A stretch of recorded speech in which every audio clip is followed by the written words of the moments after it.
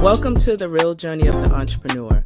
The journey of any entrepreneur begins with a decision, then writing down your vision, then the execution of that vision.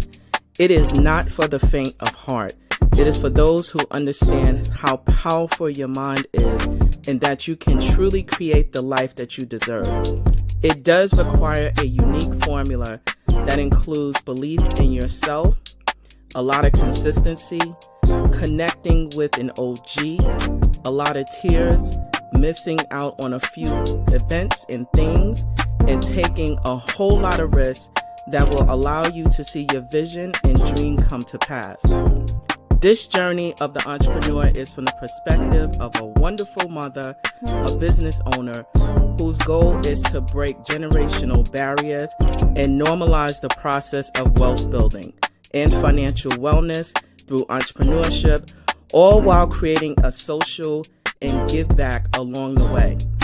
I am sharing this journey with you and invite you to share this process with me. Let's do this together. Your decisions, but you have to feel comfortable to own it. Yeah, absolutely. Right? I will always support you. Thank you.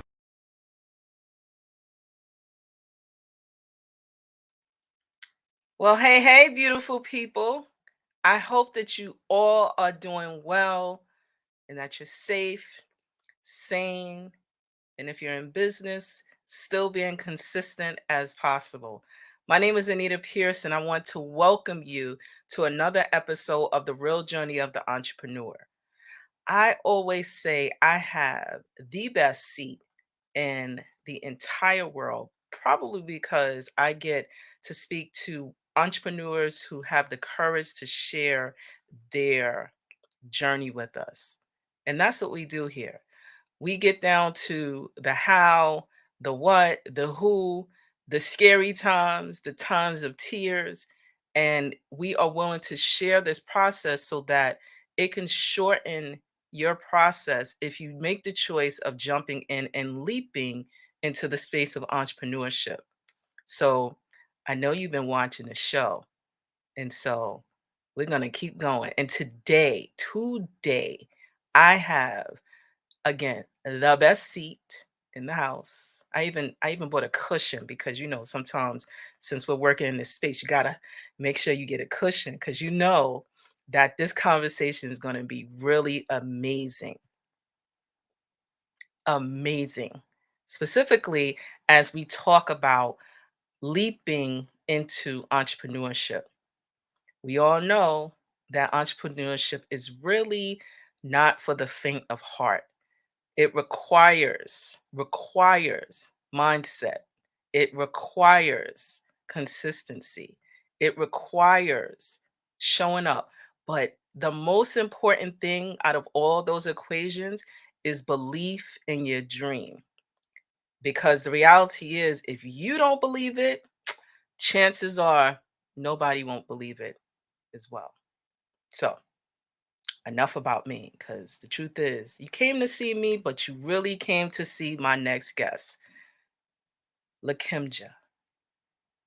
Miss Mattocks is going to come to the stage and actually share about more in depth who she is. She is a belonging leader, a visionary, a strategist, has a wealth of experience in the nonprofit sector, but I can tell you, her process, you don't want to miss it. Let's just bring her to the stage because enough about me. Hey there. Hey. How are you? I am great. Thank you for that awesome introduction. I was like, who's she talking about? Oh, that's me. You? Me. You all the way? Yes. I'm so happy to be here. And hello, fellow entrepreneurs. I'm so happy to share my journey with you. It is a pleasure to speak with you today. So I'm excited to jump into this conversation. Look, this is what happens when you leap. It always gets exciting. So let's really deepen. What are some things that I didn't really talk full depth about your bio, but tell us just a little bit in depth, like who you are at this phase of the chapter of your process. Who we? I could be here all day talking about that We got time. specifically. But for me, in this current moment in my life, I am still a nonprofit professional. So I'm a chief equity and learning officer for a nonprofit here in New York. I do some consulting and coaching with another organization. And then I wear the entrepreneurial hat where I have my own consultancy, where I work with companies around improving their organizational development, coaching their managers, their senior team, and really helping them be the best people and organizations so that they carry out their missions. And so I'm a missions leader. Mm. I think that's super important. And I also am about centering the humans doing the work. And so, with those two things, I'm like, let's work together so that you can be the best leader and you are carrying out your mission for the company/organization that you work for. Okay, so thank you for sharing and follow up. For those that don't know, you said you are a chief equity. What does Chief, that look like? What does Chief that look Equity and Learning Officer. what does that mean? So I am responsible for the strategy around our racial equity work Mm. in the nonprofit sector, as well as how it shows up in our learning programs. And so I co-facilitate and lead our internal race equity work. It's not about diversity; it is about inclusion, and it is about creating a space where all people feel like they belong. And so, leading that work for the organization I work for. Okay, so now I'm curious. How did you get started? Like, okay, so clearly this wasn't always where you It were. sure wasn't. So let's talk about that because I mean, I'm sure you have experience in where you are right now. But what does that look like? How did you start that? That's a great question, and it stemmed from curiosity and being willing to learn and kind of stretch. And so when I started a role back in 2017, there were two opportunities just to learn and get involved. And so I participated in this Undoing Racism group, which I'm still a part of today, which happens every first Monday, and it's a space for learning and growing together. And then there's another group of capacity builders in New York that has a DEI subcommittee that I initially became a part of and then began to co-lead. And I'm still a part of that community as well. And so, one, being curious, being open to learning led to opportunities to grow and lead. And so that's how I've been able to transition from it not being a part of my role and responsibility, or even in my mind, to me being now the Chief Equity and Learning Officer. So this is really what you do in real life. Like this is not this is like you're not like splitting, personalities or doing anything. Like this is you holistically because it sounds like you have been involved either in professionally and now, in the community as well and you still that's a part of your blood it seems. Or am I just or am I misreading it? No, I mean, I feel like it's always been a part of my work, even since undergrad and understanding my purpose. My purpose was always became to create greater access to opportunity. And so that grew into what does equity look like? What do the barriers look like? And how do we work to dismantle those barriers and do the work to create new policies, new practices that creates access and opportunity for all? Policies, access. How does that transition into entrepreneurship? That's so interesting. There, there's no like linear way that it has come into my work as an entrepreneur as an entrepreneur. I would say that the project that I'm working on right now, on the work side, not the Mhm. entrepreneurial side, will impact um, greater access for BIPOC entrepreneurs. And so that's where I see those two worlds colliding. I'm excited to share that we are working on ways to increase access for BIPOC vendors as it relates to the nonprofit sector at large. And so it's like, how do we bring those two worlds together to work together so that it also increases economic viability for BIPOC vendors, those who are entrepreneurs. So that's where my two worlds collide, but that's not like, it doesn't connect to my own story as an entrepreneur. All right, let me get my tea. Let's do it. Tell me what your story is. Like so you have employment, like so you work for someone else, Yep. you are a consultant, and then you have, practices that you do within your own business. Do tell. Do tell. All right. So the way this came about was my role within my organization shifted. And then it went from a full-time role to a part-time role. And I was just like, okay, so now I have some more time. What do I want to do with my time? How can I make the best use of my time? And so I knew other capacity building organizations that had a consulting model. I went and spoke to both consultants and organizations. And I was like, hey, I have this time. Here are my skill sets. Let me know how I can tap in. And as you can see, if you're on my LinkedIn, you can see I tapped into Cause Effective, which provided me the opportunity to learn and grow as a consultant, as a coach. And then I continued to build my muscle. And then as a result of building that muscle, and just having conversations with people in my network, that grew to opportunities for me to do it on my own outside of the consultancy. And so then what happened? And so through conversations, through word of mouth, I've been able to facilitate opportunities in different countries, in different states.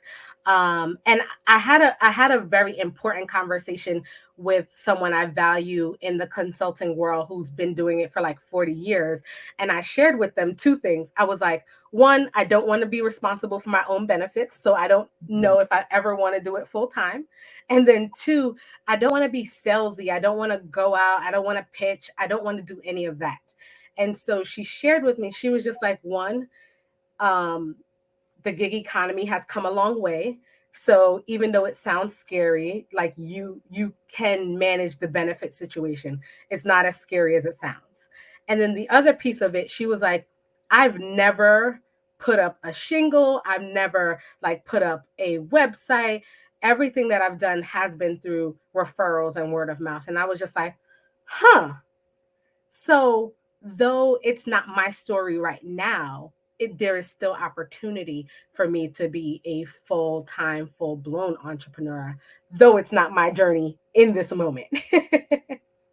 And so that's how I've come to be. Your pinky toe in it right now. Your pinky toe is No, there. I have a full foot. My whole right foot is in. It's that left foot that's not there yet. Mm-hmm. I like the fact that you're like, there's some things that are still intimidating about full-time entrepreneurship, and you are absolutely right. You know what it is? I'm very reflective, and I'm like, I'm very aware of what I want to do and what I don't want to do. And I'm like, I don't want the responsibility of my benefits. Not in this moment. And so I'm like, okay, so what does that mean? And what does that look like in terms of opportunities that you take on versus the ones that you don't? And so I appreciate the flexibility of what I can say yes to and what I choose to say no to. And so circling back to, sounds like you didn't want to be an entrepreneur like when you were like in high school or anything like that. Not your thing. So it's not that it wasn't my thing. I had a vision in mind. Like I was in youth development. I worked in nonprofits. I worked in nonprofits my entire career. the goal was to, become a chief program officer or a chief operating officer and retire from that role. Hmm. And then the pandemic hit, right? And that shook up many sectors and many businesses. And so it caused folks to pivot. And so with that pivot also created opportunity. And so it's in the moments of opportunity that you can see how you can help to be a problem solver, right? And there were a lot of problems that were arising for organizations, for individuals, for leaders that they needed support with. And so, um, fortunately, I was able to step in and, support them in those challenging times. So even though you have a foot into entrepreneurship, what were your like startup costs as you made the decision to transition, into this space? For coaching, 0.99, because all I had to do is was obtain my EIN number, right? Because I operate the business under the EIN, and then with that, able to take that to the bank. And like if I'm working on this next part around either creating the LLC or going the S corp route. And so depending on the direction that I take with this, that will cost will come into play there, but it'll probably be somewhere around like $250. Yeah, for the registration within the New York State, Yep. and then the publication because New York, I say, is a very um, I say New York is a beast. If you can function as a business owner in New York, you can pretty much function, anywhere. Hmm. It's the publication that also gets added into, the cost of your LLC. So, Yep. and so curious, right? So, how do you marry the relationships as, being a very experienced nonprofit executive to like entrepreneurship, because to me in my head both are businesses.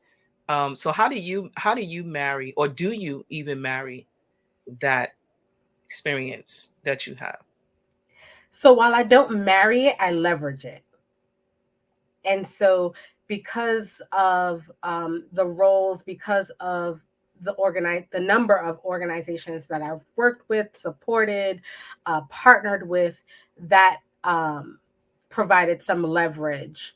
And um, and it helped to it helped me to be seen as like an expert in the field. Yeah. So utilizing your being a great subject matter expert, right? How often do you accept mentors, or do you mentor other um, nonprofits, or because I know that you do consulting, but mentoring in my head is just slightly a little bit different than consulting. Do you have any experience or thoughts about that? I do. And so I just received or committed to a new mentor just last week. Yeah, just last week. Someone who recently graduated with their master's in public administration and who lacked the experience but have the book knowledge. And so I was like, I'm committed to your growth.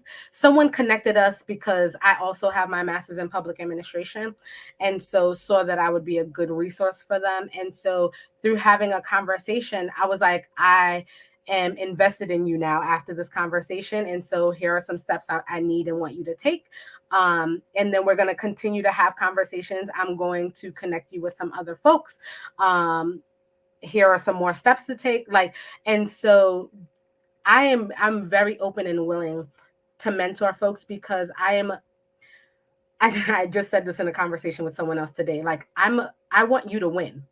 Mm. And so if you're connected to me in any way, shape, or form, I want to do whatever is within my capacity to support your win and your growth. And so I currently have four mentees. One who we've been rocking together since the summer before she started high school. Mm. And she's currently a lawyer. One, I graduated from Baruch, and so Baruch has an executives on campus program, and so I'm a mentor through them. And my mentee is someone who is an entrepreneur in the art space. And so it's interesting because though I don't come from that space, we've had a really amazing relationship that is thriving and flourishing because I bring in like different perspectives that helps him to think differently about his work and his career, even as an entrepreneur, as a founder of a company. And then I have a mentee through the Whitney M. Young program, which is under the umbrella of the New York Urban League. She's a first year student at Howard. Love her. She's so dope, super smart. Um, and so as it relates to mentors, I do what is in my capacity and within alignment, right? It has to work for both of us. And so curiosity is always getting the best of me, and that's how I learn. So you mentioned you know, being a mentor.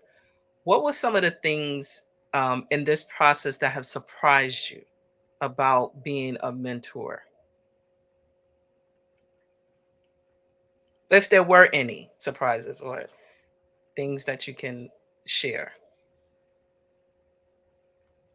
Um, and I'll speak to it from the point of being a mentee as well, Mhm. because I currently have a mentor. I have a couple of mentors, even folks who I deem a part of my personal board of directors. And so, from both standpoints, it's you know the willingness to say yes, and the investment, right? Because you sometimes you reach out on a whim and make the ask, and you're surprised how people show up and invest in you.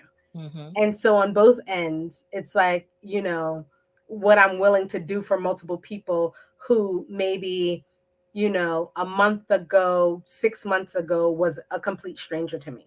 Right. And like I'm fully invested in your growth and your development.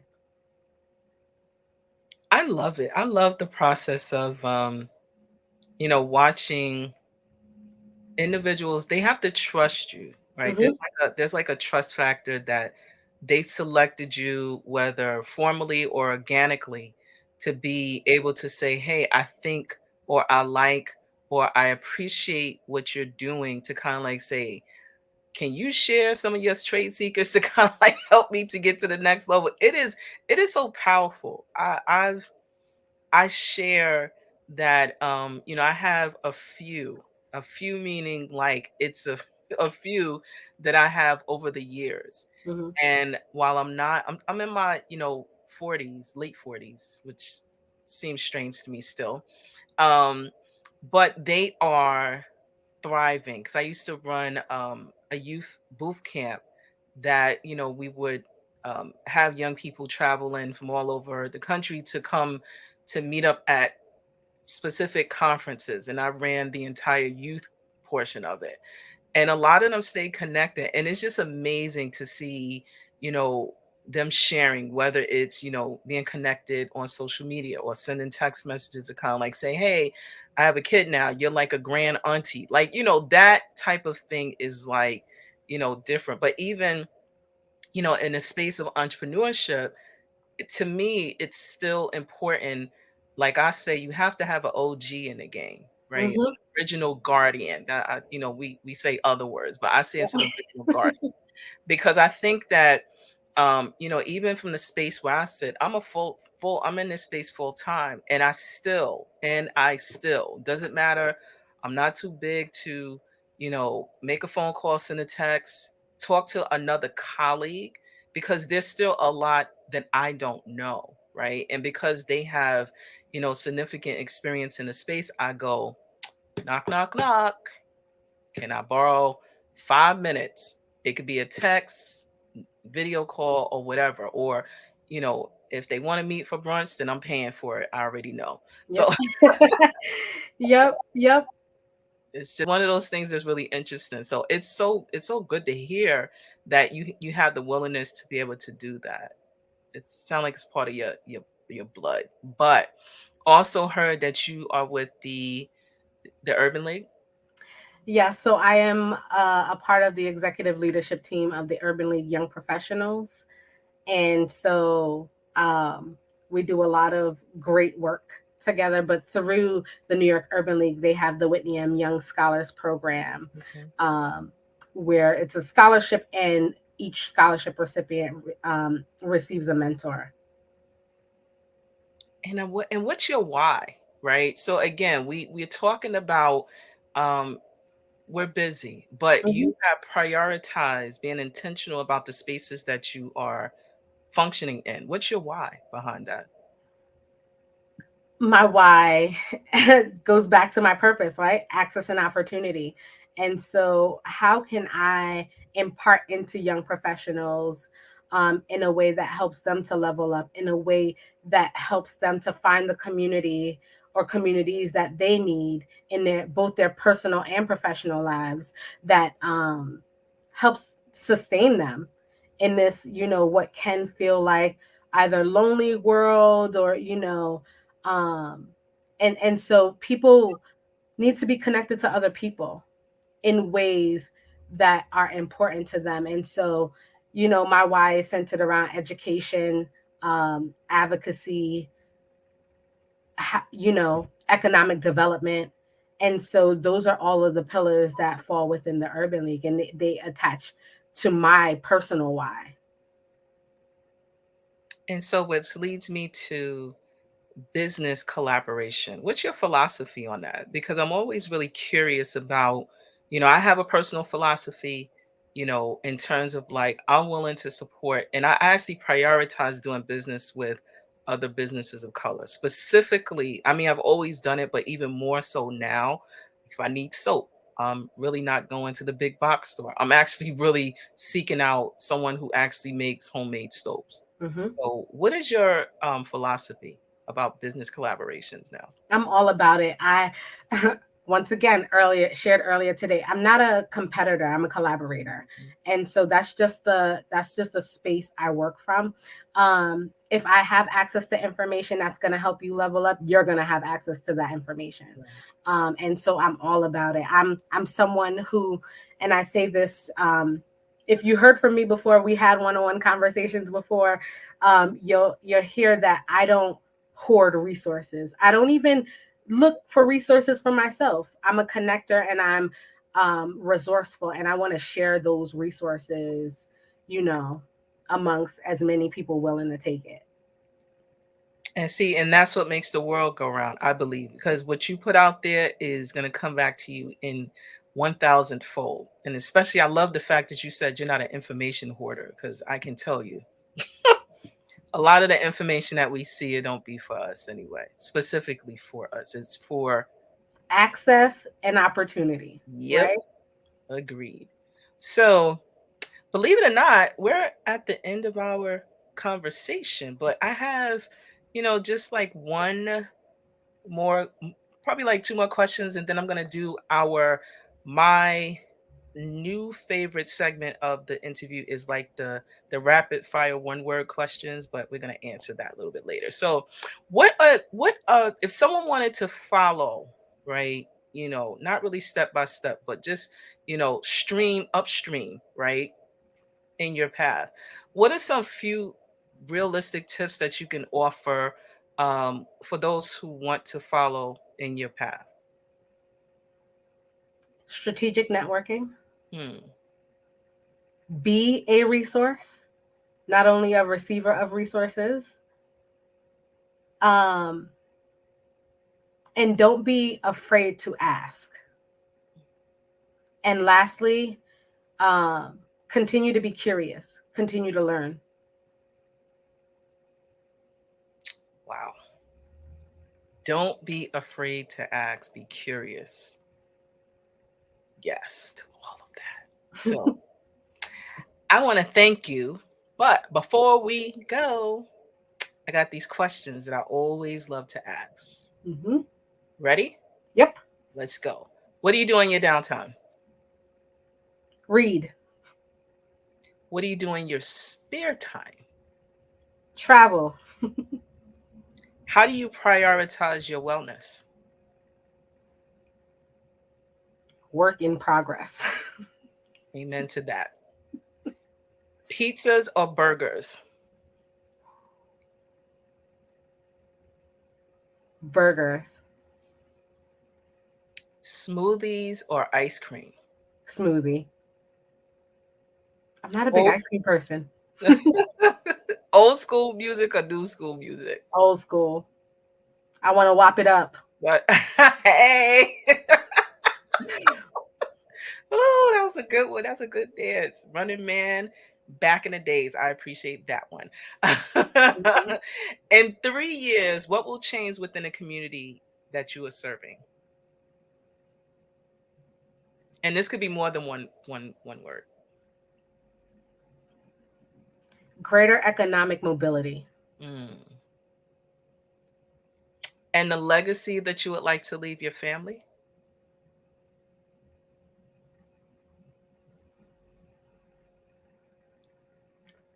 Flexibility around how they use their time.